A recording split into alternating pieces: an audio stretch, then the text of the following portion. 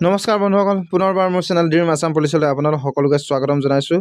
আৰু আগৰ দৰে আজি আপোনালোকৰ আগলৈ কেইটামান জিকে প্ৰশ্ন উত্তৰ লৈ আনিছোঁ, যিকেইটা নেকি প্ৰায় 99 কমন বুলি আপোনালোকে ধৰিব পাৰে, প্ৰায় পৰীক্ষাত আহি থকা দেখা পোৱা গৈছে। আৰু আপোনালোকে ইমান মৰম আৰু সঁহাৰি জনোৱাৰ বাবে আপোনালোক সকলোকে ধন্যবাদ জ্ঞাপন কৰিছোঁ।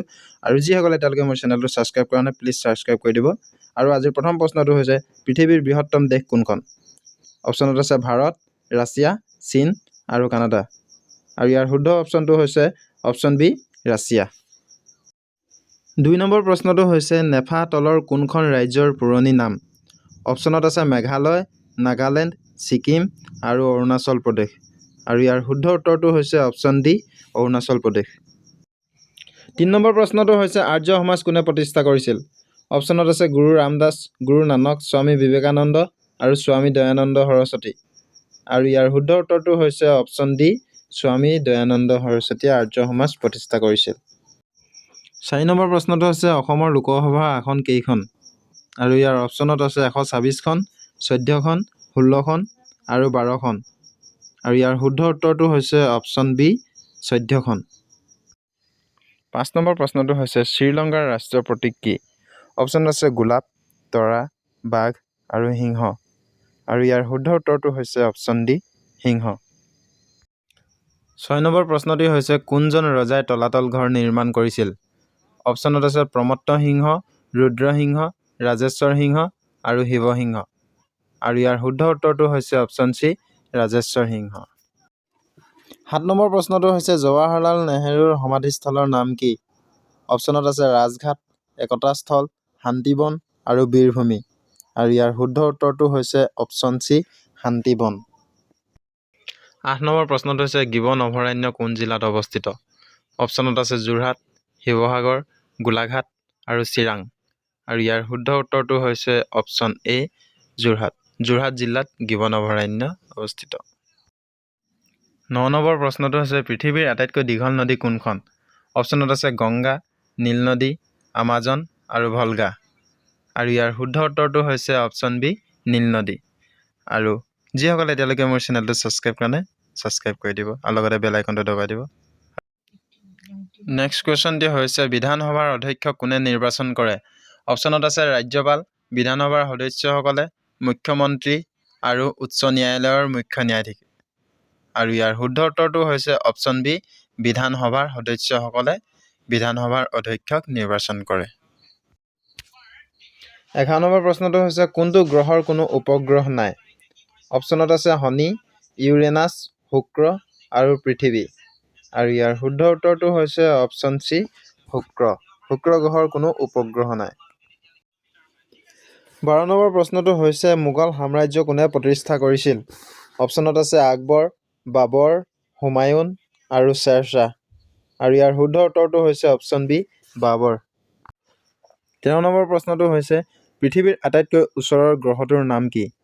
অপশ্যনত আছে বুধ, শুক্ৰ, মংগল আৰু শনি। আৰু ইয়াৰ শুদ্ধ উত্তৰটো হৈছে অপশ্যন বি, শুক্ৰ গ্ৰহ। 14 নম্বৰ প্ৰশ্নটো হৈছে, ভাৰতৰ পশ্চিমে কোনখন দেশ আছে? অপশ্যনত আছে বাংলাদেশ, পাকিস্তান, ভূটান আৰু নেপাল। আৰু ইয়াৰ শুদ্ধ উত্তৰটো হৈছে অপশ্যন বি, পাকিস্তান। 15 নম্বৰ প্ৰশ্নটো হৈছে, কোনটো গ্ৰহক নীলাগ্ৰহ বুলি কোৱা হয়? অপশ্যনত আছে শুক্ৰ, পৃথিৱী, বুধ আৰু ইউৰেনাছ। ইয়াৰ শুদ্ধ উত্তৰটো হৈছে অপশ্যন বি, পৃথিৱী। 16 নম্বৰ প্ৰশ্নটো হৈছে, পৃথিৱীৰ আটাইতকৈ ডাঙৰ মৰুভূমি কোনখন? অপশ্যনত আছে থৰ মৰুভূমি, গোবি মৰুভূমি, ছাহাৰা মৰুভূমি আৰু ওপৰৰ এটাও নহয়। আৰু ইয়াৰ শুদ্ধ উত্তৰটো হৈছে অপশ্যন চি, ছাহাৰা মৰুভূমি।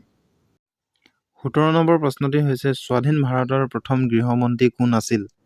অপশ্যনত আছে দাদাভাই নৌৰোজী, দেৱকান্ত বৰুৱা, চৰ্দাৰ বল্লভভাই পেটেল আৰু বিপিন চন্দ্ৰ পাল।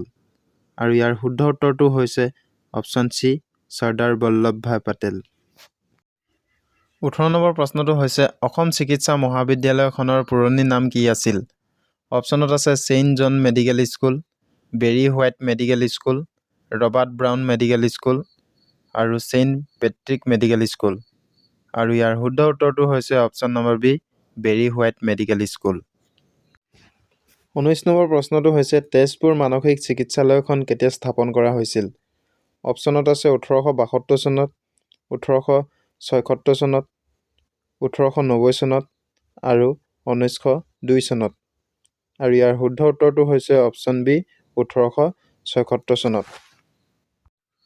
20 নম্বৰ প্ৰশ্নটো হৈছে মাউণ্ট এভাৰেষ্ট আৰোহণ কৰা প্ৰথম অসমীয়া কোন আছিল?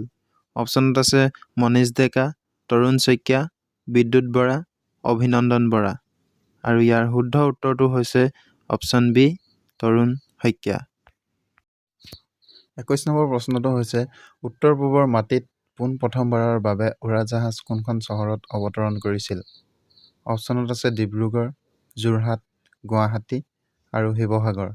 আৰু ইয়াৰ শুদ্ধ উত্তৰটো হৈছে অপশ্যন বি যোৰহাট। 22 নম্বৰ প্ৰশ্নটো হৈছে অসমৰ আটাইতকৈ ডাঙৰ পুখুৰীটোৰ নাম কি?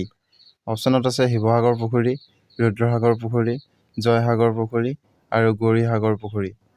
আৰু ইয়াৰ শুদ্ধ উত্তৰটো হৈছে অপশ্যন চি জয়সাগৰ পুখুৰী। জয়সাগৰ পুখুৰী হৈছে অসমৰ আটাইতকৈ মানৱসৃষ্ট ডাঙৰ পুখুৰী। আৰু এই পুখুৰীটো ৰুদ্ৰসিংহই তেওঁৰ মাতৃ জয়মতীৰ স্মৃতিত খন্দাইছিল। 23 নম্বৰ প্ৰশ্নটো হৈছে অসম প্ৰদেশ কংগ্ৰেছ কমিটিৰ প্ৰথম সভাপতি কোন আছিল? অপশ্যনত আছে কুলধৰ চলিহা, বিমলা প্ৰসাদ চলিহা, কনক সেন ডেকা আৰু কৃষ্ণনাথ বৰুৱা। আৰু ইয়াৰ শুদ্ধ উত্তৰটো হৈছে option A Kuladhar Chaliha. 24 number প্ৰশ্নটো হৈছে লাচিত বৰফুকনৰ মৈদাম ক'ত অৱস্থিত? অপশ্যনত আছে শিৱসাগৰ, যোৰহাট, গুৱাহাটী আৰু চৰাইদেউ। আৰু ইয়াৰ শুদ্ধ উত্তৰটো হৈছে অপশ্যন বি যোৰহাট। যোৰহাট জিলাৰ লাডুগা নামৰ ঠাইত লাচিত বৰফুকনৰ মৈদামটো অৱস্থিত। 25 নম্বৰ প্ৰশ্নটো হৈছে অসমত প্ৰথমে ভূমি জৰীপ ব্যৱস্থা কোনে আৰম্ভ কৰিছিল? অপশ্যনত আছে ৰুদ্ৰসিংহ, গদাধৰ সিংহ, ৰাজেশ্বৰ সিংহ আৰু প্ৰতাপ সিংহ। আৰু ইয়াৰ শুদ্ধ উত্তৰটো হৈছে অপশ্যন বি গদাধৰ সিংহ। 26 নম্বৰ প্ৰশ্নটো হৈছে গুৱাহাটীৰ প্ৰথম আৰক্ষী আয়ুক্ত হিচাপে কাক নিযুক্তি দিয়া হৈছিল? অপশ্যনত আছে হীৰেন চন্দ্ৰ নাথ, জ্যোতিৰ্ময় চক্ৰৱৰ্তী, আনন্দ প্ৰকাশ তিৱাৰী, ভাস্কৰ জ্যোতি মহন্ত। আৰু ইয়াৰ শুদ্ধ উত্তৰটো হৈছে অপশ্যন বি জ্যোতিৰ্ময় চক্ৰৱৰ্তী। 27 নম্বৰ প্ৰশ্নটো হৈছে লাচিত বৰফুকনৰ জন্ম কেতিয়া হৈছিল? অপশ্যনত আছে 1618 চনত, 1622 চনত, 1625 চনত আৰু 1630 চনত। আৰু ইয়াৰ শুদ্ধ উত্তৰটো হৈছে অপশ্যন বি 1622 চনত। 28 নম্বৰ প্ৰশ্নটো হৈছে প্ৰাচীন মহাভৈৰৱ মন্দিৰ কোনখন চহৰত অৱস্থিত? অপশ্যনত আছে নগাঁও, শিৱসাগৰ, তেজপুৰ আৰু হাজো। আৰু ইয়াৰ শুদ্ধ উত্তৰটো হৈছে অপশ্যন চি তেজপুৰ। 29 নম্বৰ প্ৰশ্নটো হৈছে পাল বংশৰ প্ৰতিষ্ঠাপক ৰজা কোন আছিল? অপশ্যনত আছে ইন্দ্ৰপাল, নীতিপাল, ব্ৰহ্মপাল আৰু ৰত্নপাল। আৰু ইয়াৰ শুদ্ধ উত্তৰটো হৈছে অপশ্যন চি ব্ৰহ্মপাল। আৰু যিসকলে এতিয়ালৈকে মোৰ ভিডিঅ'টো চাই আছে সকলোকে ধন্যবাদ। আৰু যিসকলে এতিয়ালৈকে মোৰ চেনেলটো ছাবস্ক্ৰাইব কৰা নাই প্লিজ ছাবস্ক্ৰাইব কৰি দিব। 30 নম্বৰ প্ৰশ্নটো হৈছে কোন বছৰত কটন কলেজ স্থাপন কৰা হৈছিল? অপশ্যনত আছে 1905 চনত, 1902 চনত, 1901 চনত আৰু 1903 চনত। আৰু ইয়াৰ শুদ্ধ উত্তৰটো হৈছে অপশ্যন চি 1901 চনত। আজিলৈ ভিডিঅ'টো ইমানতে সামৰিছোঁ আৰু অহাকালিলৈ পুনৰ নতুন এটা ভিডিঅ' আপোনালোকৰ আগলৈ আগবঢ়াই দিম। ধন্যবাদ।